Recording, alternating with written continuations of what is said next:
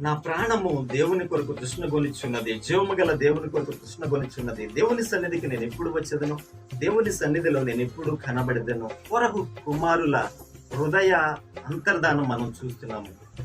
దేవుని సన్నిధిలో నేను ఎప్పుడు కనపడతాను? దేవుని సన్నిధికి నేను ఎప్పుడు వెళ్ళాలి? ఇదే నా ఆశ, ఇదే నా తృష్ణ అని వారు మాట్లాడుతున్నారు. ఈరోజు అటువంటి తృష్ణ నీవు కలిగి ఉన్నావా? దేవుని పట్ల, దేవుని సన్నిధి పట్ల. చిన్న చిన్న కారణాలకే దేవుని సన్నిధిని నిర్లక్ష్యపరిచే వారిని మనం చూస్తున్నాం. ఈరోజు నీవు దేవుని సన్నిధి పట్ల ఆశ కలిగి, తృష్ణ కలిగి దేవుని సన్నిధికి చేరే వ్యక్తిగా ఉంటున్నావా? దేవుని సన్నిధిని నిర్లక్ష్యపరిచి మనం సాధించేది ఏమీ లేదు. కానీ దేవుని సన్నిధి పట్ల ఆసక్తి కలిగి దేవుని సన్నిధికి చేరినట్లయితే తప్పక దేవుడు మనలను దర్శిస్తాడు. దేవుని సన్నిధికి ఆశతో చేరే వ్యక్తిగా ఉంటున్నావా?